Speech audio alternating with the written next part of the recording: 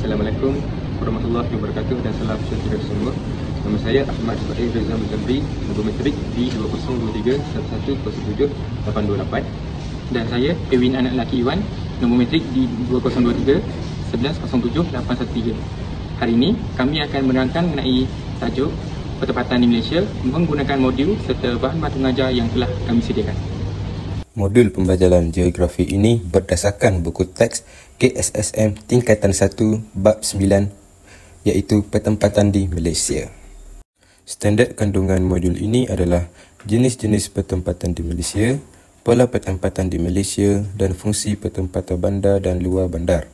Manakala standard pembelajaran adalah murid-murid dapat membincangkan jenis pertempatan yang terdapat di Malaysia, menjelaskan dengan contoh 4 pola pertempatan di Malaysia dan akhir sekali membezakan fungsi pertempatan bandar dan luar bandar di Malaysia.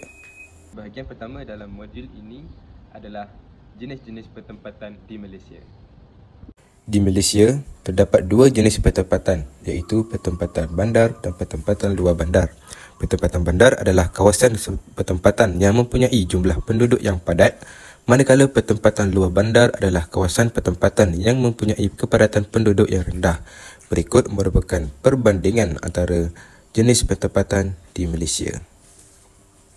Seterusnya, bahagian kedua dalam modul ini adalah pola pertempatan di Malaysia. Terdapat 4 pola pertempatan di Malaysia iaitu pertempatan berpusat, pertempatan berkelompok, pertempatan berjajar dan berselerak.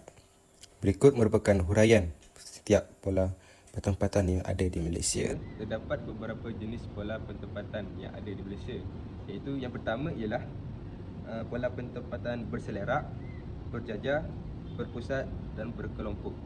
Yang pertama adalah pola pertempatan berselerak. Seperti yang kita tengok di gambar ini, pola pertempatan berselerak ialah rumah dan bangunan dibina secara berterabu antara satu sama lain. Kedudukan rumah dan bangunan berada jarak yang berbeza antara satu sama lain. Pola pertempatan ini selalunya direka khas di kawasan kampung dan kawasan luar bandar. Yang kedua adalah pola pertempatan berjajar.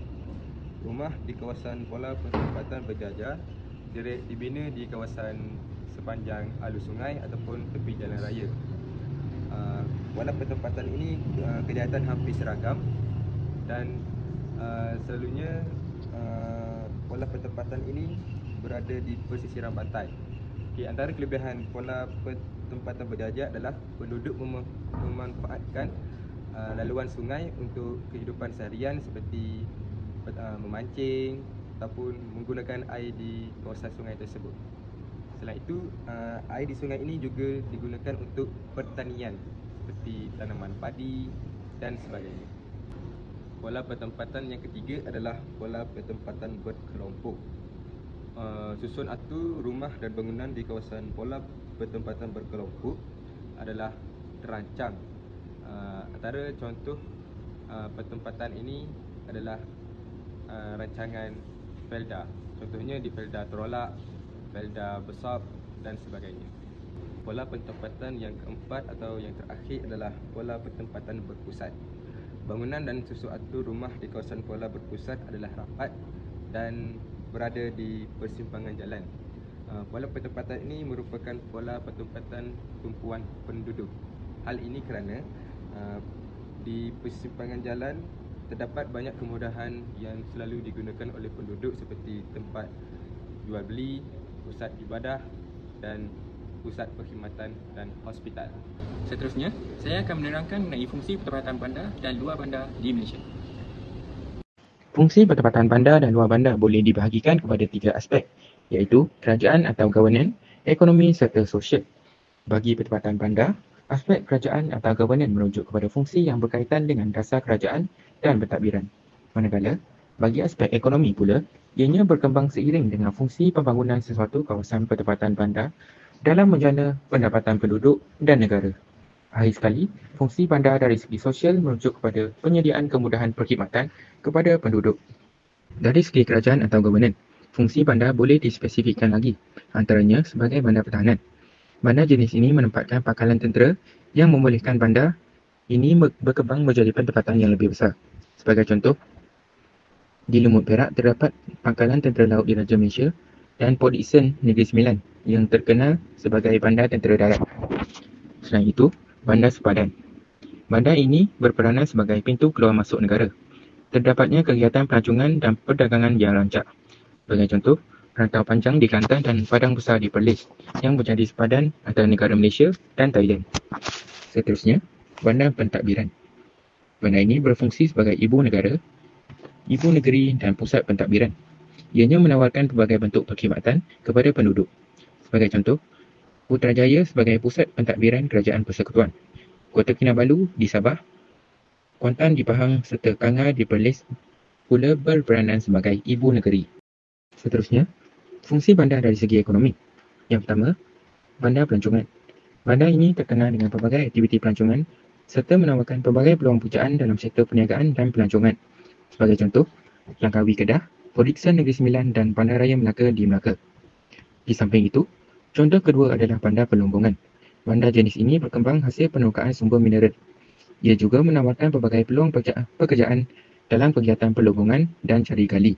Contohnya, Bintulu, Sarawak, Kertih Terengganu berfungsi sebagai bandar pelombongan petroleum dan gas asli. Selain itu, bandar jenis pelabuhan. Bandar pelabuhan melibatkan urusan import dan ekspor. Penduduknya terlibat dalam sektor perkapalan dan penguatkuasaan maritim. Contohnya, Pasir Gudang di Johor, Georgetown Pulau Pinang, Kelang Selangor, Bintulu Sarawak dan Teluk Sepanggar Sabah. Tidak kurang juga, bandar perindustrian. Bandar ini terkenal kerana mempunyai pelbagai kegiatan industri dan penduduknya bekerja dalam bidang pengeluaran, kejuruteraan dan teknikal. Sebagai contoh, Bandar Shah Alam di Selangor dan Perai di Pulau Pinang. Akhir sekali, bandar teknologi maklumat. Bandar ini berperanan mengembangkan teknologi maklumat dan telekomunikasi atau seringkali disebut ICT. Bandar ini menawarkan peluang pekerjaan yang melibatkan penggunaan ICT termasuk pemasaran dan pengaturcaraan komputer. Contohnya, Cyberjaya di Selangor dan Taman Teknologi Malaysia di Kuala Lumpur. Akhir sekali, fungsi bandar dari segi sosial. Yang pertama, Bandar Diraja. Ianya menjadi tempat terletaknya istana yang menjadi kediaman rasmi Sultan atau Raja. Wujud peluang pekerjaan sampingan kepada penduduk setempat disebabkan aktiviti pelancongan. Sebagai contoh, Pekan Pahang, Kuala Kangsar Perak dan Arau Perlis. Seterusnya, bandar pendidikan. Terdapat institusi pendidikan yang menawarkan peluang pendidikan. Penduduk sekitar berpeluang menjadi pensyarah atau kaki tangan institusi pendidikan tinggi. Sebagai contoh, di Universiti Pendidikan Sultan Idris UPSI, Tanjung Malim, Perak. Lagi sekali, bandar satelit. Bandar jenis ini berperanan sebagai bandar sokongan kepada bandar utama. Pelbagai pekerjaan dalam pelbagai sektor. Contoh, di Senawang, Negeri Sembilan dan Petaling Jaya, Selangor. Kita beralih pula kepada pertempatan luar bandar. Masih menekankan aspek yang sama iaitu dari segi ekonomi, sosial dan kerajaan atau governance, tetapi mempunyai fungsi yang berbeza. Dari segi ekonomi, terdapat berbagai kegiatan ekonomi seperti pertanian, peternakan, pelombongan dan industri desa di kawasan luar bandar yang menawarkan peluang pekerjaan. Boleh lihat contoh aktiviti ekonomi yang digerakkan di kawasan pertempatan luar bandar. Seterusnya dari segi sosial. Pertempatan luar bandar turut mempunyai kemudahan sosial seperti rumah ibadat, klinik kesihatan, perkhidmatan pos serta bekalan air dan elektrik. Akhir sekali, fungsi pertempatan bandar dari segi kerajaan atau governance. Di sini, turut terdapat perkhidmatan pengurusan pentadbiran. Penduduk dapat menyelesaikan urusan mereka melalui pejabat penghulu, ketua kampung, tok batin, tuan rumah atau penggawa yang menjadi wakil kepada kerajaan dan menjalankan peranan serta tanggungjawabnya terhadap masyarakat setempat. Balai Raya pula berperanan sebagai pusat kegiatan kemasyarakatan. Ini merupakan latihan pengukuhan yang boleh dilakukan oleh murid-murid untuk meningkatkan kefahaman mereka berkaitan dengan pertempatan di Malaysia. Ia juga disertakan dengan jawapan yang lengkap. Antara kelebihan modul yang telah kami buat ini adalah yang pertama, notanya dibina secara ringkas dan menarik yang memudahkan pelajar melakukan rujukan untuk mendapatkan kefahaman yang lebih lanjut. Kelebihan yang kedua adalah penerangan bagi fungsi jenis pertempatan serta pola pertempatan di Malaysia disertakan dengan contoh kawasan. Jadi, ini memudahkan pelajar untuk mengaitkan kawasan sebenar dengan pola pertempatan serta jenis pertempatan di Malaysia. Yang terakhir, modul ini juga dilengkapi dengan latihan pengukuhan. Ini membantu pelajar untuk menguji kefahaman mereka mengenai topik yang telah dipelajari.